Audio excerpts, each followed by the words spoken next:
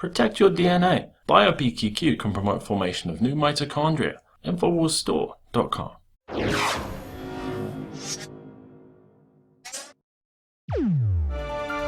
Well, teachers complain and chaos reigns in St. Paul after the school district there spend millions of dollars on white privilege training.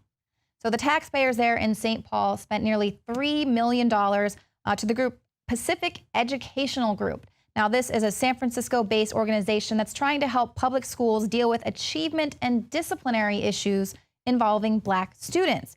Now, it claims that the American education system is built around white culture, tradition, and social norms, also known as white privilege, and this is to the unfair detriment of Black students. PEG believes that Black students are only going to be able to achieve if school curricula are customized to meet their cultural specifications. It also rejects the concept of using suspensions or expulsions to discipline Black students. So basically, they've seen all sorts of program implementation, like moving students with behavioral issues into mainstreamed regular classrooms. Student suspensions were replaced by timeouts, and school officials started forgiving or ignoring violence and other unacceptable behavior. So the result has been general chaos throughout the school district. Far too many students are out of control because they know that they have no real consequences for their actions. So this is how students are being taught to handle the real world, that there are no consequences for your actions. Obviously, this is creating a really unsafe school environment, which is causing a lot of families to flee. And according to this report, 2/3 of those families are from low income and families of color who are fleeing. So it's not as if, it's a bunch of white people going, oh my gosh, it's so dangerous. These are families who are sick and tired of an unsafe school environment for their children. Now, I think that's pretty ridiculous. I mean, we've reported before about how teachers aren't allowed to talk about peanut butter and jelly sandwiches because there are cultures that don't grow up eating peanut butter and jelly sandwiches. But to ignore violence and hitting and things like that, that is when I got to draw the line. Now, the Wall Street Journal is kind of reporting on this rise in crime and sort of ignoring violence and no consequences for people who engage in criminal activity. They're touting this as the Ferguson effect. They're reporting on a startling number of the rise in crime. It's a new crime wave after 2 decades of decline. They listed 7 cities that have seen noticeable and sometimes shocking spikes in murders and other violent crimes in just the past year. And of these 7 cities that were worthy of note, Breitbart is pointing out the fact that all 7 of these cities are run by Democrats, and with the exception of New York City, all of these have enjoyed one-party rule for decades. So obviously, there is a policy issue there, and that's what they're kind of pointing out. The rise in crime is also, of course, part of the left's Cloward and Piven strategy, which we've reported on time and again. It further empowers central government by stoking despair and fear. And, so what's the left's answer to this? Well, even though Baltimore has seen the most violent May in 15 years, gun control advocates are wearing orange today. It's this big hashtag campaign on Twitter. They're wearing orange to promote gun control, which, as we know, the only people who are truly affected by gun control are law-abiding citizens. Because nearly every player you can see there of the New York Mets baseball team is dressed in orange. Never mind the fact that shooting incidents are up 500% in East Harlem there, but gun laws work. Now, many are pointing out that violent criminals wear orange too, and they're probably also very likely supporting this decision to disarm Americans. There's a quote that comes out of this article. It says, "The laws that forbid the carrying of arms disarm only those who are neither inclined nor determined to commit crimes." So in other words, a disarmed population is at the mercy of those with arms, just like the prison population is at the mercy of armed guards. So quite fitting that anti-gun activists are going to dress like disarmed prisoners to push gun control. So just like that doesn't make any sense, so too is the notion that the TSA is protecting Americans from terrorism by treating us all like potential terrorists. Well, now an internal investigation of the TSA has revealed security failures at dozens of airports, the busiest airports in the nation, in fact. Undercover investigators were able to smuggle mock explosives or banned weapons through checkpoints 95% of the time. Now, of course, that's not shocking to those of us who have been reporting for years about the TSA being nothing more than security theater.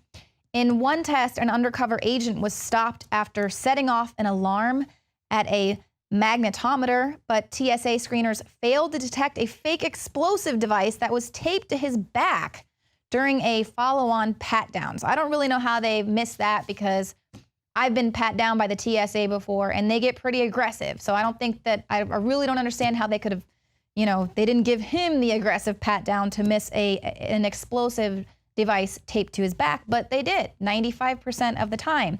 Now, the head of the TSA has been reassigned because it is nearly impossible to fire an employee of the federal government. So now he's just been reassigned so that he can be wholly ineffective in another department of the government. Now, the TSA was put in place after 9/11 to protect our freedoms, so they have to strip away our freedoms. A very perplexing logic, just like saying, to keep us safe, we need to be disarmed. So the only people who can have guns are the criminals. Well, now, 14 years later, Rand Paul is joining the fight to release these 28 pages, release the secret 9/11 documents. Now, these 28 pages of documents are thought to contain information that relates to direct involvement by Saudi Arabia and senior figures there in the Saudi Arabian government. At a Capitol press conference today, Paul said, "We cannot let page after page of blanked out documents be obscured by a veil. Information revealed over the years does raise questions about Saudi Arabia's support, or whether their support might have been supported to these al-Qaeda terrorists." Senator was surrounded by families of victims of the terror attacks, as well as other lawmakers who are campaigning for these documents to be made public. Now, Paul has introduced legislation. It's called Transparency for the Families of 9/11 Act. And this would force the Obama administration to disclose the pages which were extracted from a congressional inquiry into these attacks in 2002. And it was made secret by the Bush government. Now, former Senator Bob Graham, who helped oversee the congressional inquiry, is adamant that there is a Saudi-related cover-up there. And CNN also reported in February that the 28 pages focus on the role of foreign governments in the plot. And Representative Walter Jones, he said he doesn't understand if these pages were just made secret because it might somehow be embarrassing to the Bush administration and how close they were to the Saudi family. So that's definitely in there. But of course, those of us who have been questioning 9/11 in the official story all of these years, we know all of this. It's really nothing new. Yes, Alex, thanks. Well, the press conference was at 10 o'clock today, the Senate Congressional Visitors Center, and Senator Paul led off the press conference announcing his support for a Senate bill to basically urge the president to declassify the 28 pages from the Joint Congressional Report of 2002 on the failures of 9/11. And joining Senator Paul were former Senator Bob Graham from Florida, who was the actual chairman of the Senate Intelligence Committee, who has, of course, read those 28 pages, was the last final chop authority on those 28 pages with the rest of the report. And he urged, and he has been urging the White House. I know he's visited the White House and urged them to declassify the pages. Senator Paul announced that he has two co-sponsors for this Senate bill that would declassify the 28 pages, and they are Senator Ron Wyden, Democrat of Oregon, and Senator Kirsten Gillibrand, I should say, of New York. And he said if he's also planning on attaching this bill as an amendment to the Defense Authorization Act next week. So incredible. there are two avenues to get this through. On the House side, we had Representative Jones, Representative Lynch, and Representative Massey speak. What we heard from both Senator Paul and the congressman from the House side are that they have resistance from the bipartisan leadership in both houses on getting this through. They have very few co-sponsors, and it's quite clear that the leadership, and that's Mitch McConnell in the Senate and John Boehner, the House Speaker, and various chairmen of various committees are just trying their darndest to block this effort. And Senator Paul made an interesting comment during his presentation. He said that the Saudi government has expressed support for releasing the 28 pages. So I asked him a question at the press conference,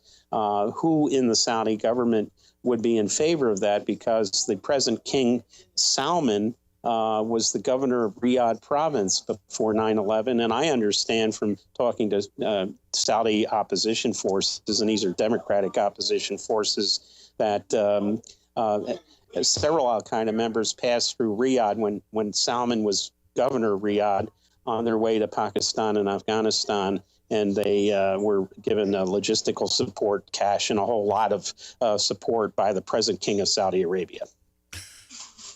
Yeah, that sounds like in a movie when the guy has a dead body in this trunk and he says, sure, search my car, just trying to play a confidence game. We know from different folks we've had on, like Springman and others, from the visa section in Jeddah, that they were basically ordered by the CIA to let the 15 of the 19 hijackers in, even though they were flagged as terrorists.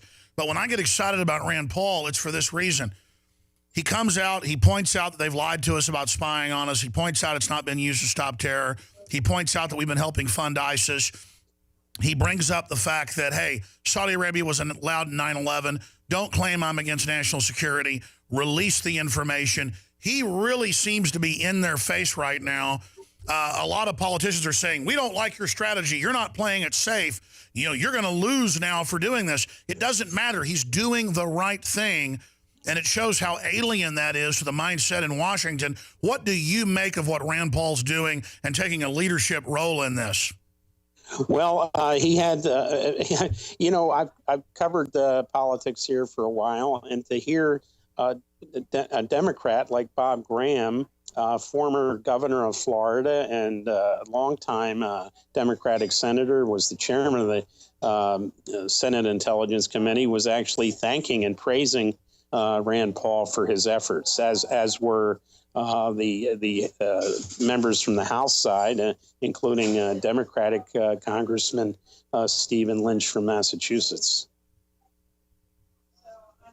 I mean, it smells and looks like old-fashioned statesmanship and actually trying to have a free country.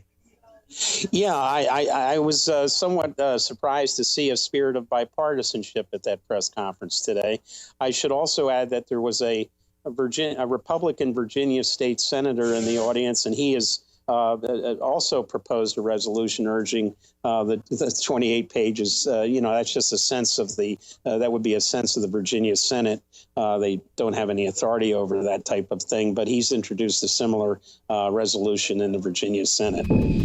Now, earlier this year, I predicted more feminist fails for 2015, but the feminists might just be winning on this one to the detriment of us all. Find out what I'm talking about coming up next.